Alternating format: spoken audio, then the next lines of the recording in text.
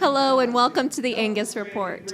We're here at the Certified Angus Beef Annual Conference in Tucson, Arizona. And Jenna, there are more than 600 people here who are fully committed to the Certified Angus Beef brand and bringing that end product to the consumer. Yeah, and the conference is really just a great big celebration about that dedication to quality from the rancher all the way to the retail, and we're excited to be here. Yes, there's a lot of great stories this week, and we're looking forward to bringing them to you. So join us and the Certified Angus Beef brand.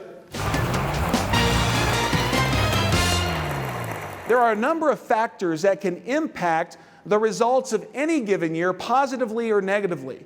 And arguably this year, the single most impactful factor that we saw drive our storyline of continued growth this year rested with cattlemen. And the fact that we saw a dramatic positive shift in the supply of high-quality Angus cattle available this past year. John, thanks so much for having us here at your conference. Oh, it's a joy to have you. Yeah, it's been really fantastic, and we're really excited to share some of the big news from CAB, which you reported on this morning, a big sales figure. Will you tell us about that? Yeah, the sales figure this year is really something we weren't able necessarily to predict, and it was nice to stand up there and be able to share with the audience that we sold in excess of 1 billion pounds this year for the first time ever. Yeah. And it really was completely unexpected. Our sales have been growing by roughly 3% over the last 5 years. And then this year to experience over a 12% increase, or what really became our 109 million pound increase over a prior year, was really phenomenal to share. Very, very a high level of energy and excitement in the room. Yeah, fantastic. And so tell us about the key factors and what led to that increase for this year. Well, I tell you, there's really two things, but where it really comes down to it, the factor that was the most, the biggest part of our story this year was really the efforts of cattlemen and the added supply and that positive, dramatic shift that we saw in the availability of high-quality Angus cattle coming to market really is what drove this increase in sales. You can't sell what you don't have. And this year, cattlemen, feeders, and packers really brought more certified Angus beef to the table than ever before. We saw a 12% increase in number of certified cattle. 28.9% of all Angus-influenced cattle met our 10 specifications this year, and that's ultimately what really gave us an opportunity to go grow sales. What's the path forward from here? What's the expectation now that we have this great success? The path forward really represents more. And it doesn't necessarily mean more in terms of just pounds. It means more in terms of growing the relevance of this brand to all parties. This brand is only allowed to grow because cattlemen, cattle feeders, packers, retailers, restaurateurs see value in this brand. And it's the value that creates the demand. It's the demand that creates the revenue stream that allows us all to continue to grow and sustain whichever portion of business that we represent in the supply and merchandising chain. It's creating that value through increasing in demand and relevance is really what the future holds for us. It holds more. Quality is at the heart of every business represented here at the Certified Angus Beef Annual Conference. The partners here in the food service, retail, and restaurant sectors know a commitment to a satisfying eating experience starts on the ranch and is ultimately valuable to the bottom line. We have producers here, we have feedlot operators, we have the distributors, we have restaurateurs, we've got the packers and processors, and it's one place where everyone that enjoys and benefits from this amazing beef product can come together. They can learn together, they can celebrate accomplishments, network. It's just a really special and unique environment. Some have likened it to a big family reunion. This is our second time at CAB conference, and just what a wonderful experience. Beautiful place. But even more impressive than that is just the passion that we see in the retail side and all the meat salesman side.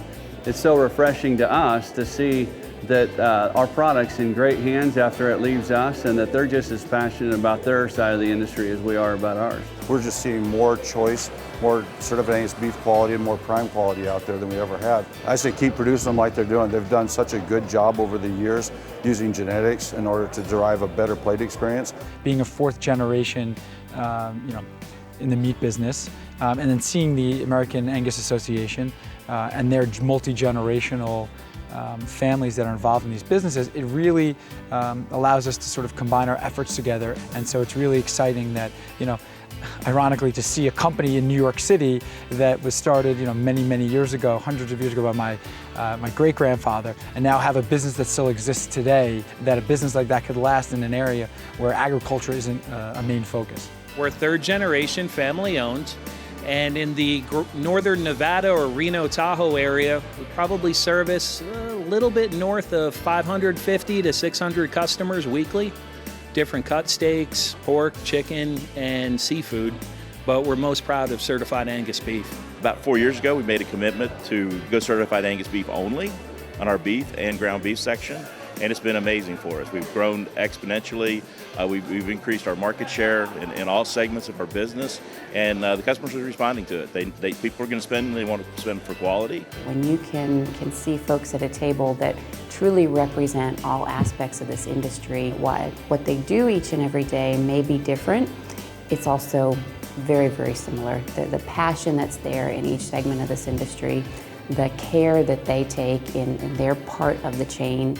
I don't just like the business, I actually love the business. As CAB, we all kind of work together, and I feel the same way as a family type business, that everybody has to kind of, gets together and works all the same common goals.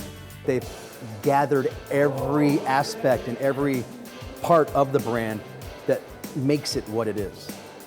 And it's just a family, and I really feel part of it. For CAB to be selling over 1 billion pounds of product, and we just know that as we continue to try and work hard and produce that product, that it's in very capable and good hands after it leaves our place. So. We're here with Randy Block of Cattle Facts here at the Certified Angus Beef Annual Conference. And Randy, tell us a bit about what you'll be sharing with the attendees here today. Well, I'll have an opportunity to visit with the attendees here about where we are in the cattle cycle, where supplies are going here over the next few years. And obviously, we've been growing the supply of cattle here as we've responded to the economic signal. We've broke the drought, so we've got more supply coming. For the end users, people that sell our product, obviously that's an important thing. So they have a very good situation ahead where they're going to have more supply of our great, awesome beef to sell here over the next few years. Right, so more beef supply. Where does that leave us with some of the competing proteins? Well, it's not just beef that's growing. We're also seeing record production of pork, record production of poultry items, and turkey. So the total meat supply is big, and we've actually seen that in our price levels over the course of the last 12 to 18 months. All these prices have been under pressure. What does the beef export picture look like right now for that quality product? Well, I think we start with the export picture in total first. I think when you look at it, again, 2015 was terrible. 2016, we've seen a resurgence in exports. Exports for beef products year-to-date are up about 7.7%. We're anticipating that beef exports will increase 6 to 7% for the year. So we are seeing some stability. And so as the supply is growing, our demand is growing, where does that, for the producer, that quality incentive come into play?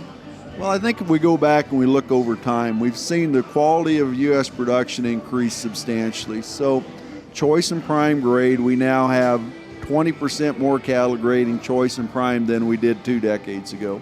Phenomenal growth. And obviously, you would think that if you were to see that much increase in supply, that you would see the premiums diminish. Right. That's not been the case. Right. We've been able to maintain the CAB to choice spreads. We've been able to maintain the prime to choice spreads. That just tells you consumers want more high quality beef. And we've responded as an industry, and the Angus breed has been a big driver in that. We look across the United States on the percent of black-hided cattle across the industry. We're sitting here approximately 65% of the inventory would fall into that category. And obviously the Angus genetics have continued to get better. So as a result, I think we're doing a wonderful job of responding to the demand trend from our consumers. Well, thank you, Randy, for sharing your observations here today. It's always very valuable. So thank you. Oh, it's my pleasure to be with you. This is such a treat. I'd encourage any of your producers that have never been to this convention, this conference. It's a wonderful opportunity to see how your product is sold and merchandised. What a great convention. That whole picture perspective, that's for sure. Yes, it is. All right. Thank you very much. Best of luck. Thank you, Randy. We'll be back with the Angus Report after this.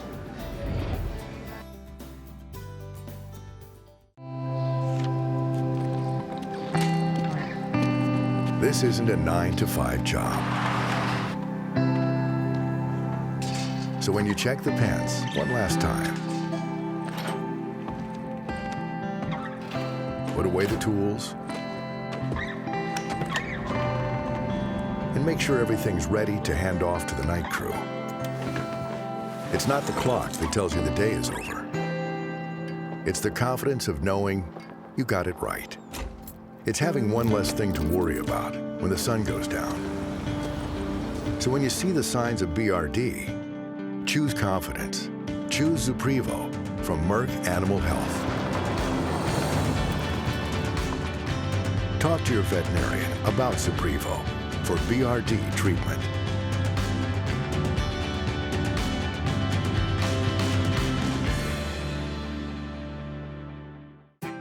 Weaning time is decision time, but how do you know which Angus heifers to keep and which to sell? Gene Max Advantage from Zoetis. Gene Max Advantage is a genomic test that helps you decide with confidence which heifers will perform, and it pinpoints which bulls complement your herd to maximize dependable genetics. Gene Max Advantage is an easy, affordable test with index scores that deliver smart outlier reporting for customized selection and mating decisions. In challenging times, you need an advantage. Gene Max Advantage. Well, there's no doubt about it. 44 Farms is on the cutting edge of the cattle industry. I bought 5 bulls here last year and had really good success with those, and that's why I'm back. I have an A1 class operation. Bottom line is, when you go to sell that calf is worth a lot more. 44 Farms invites you to the fall sale October 22nd in Cameron, Texas, selling 35 elite females and 500 Angus bulls, or find the sale on Superior and Live Auctions.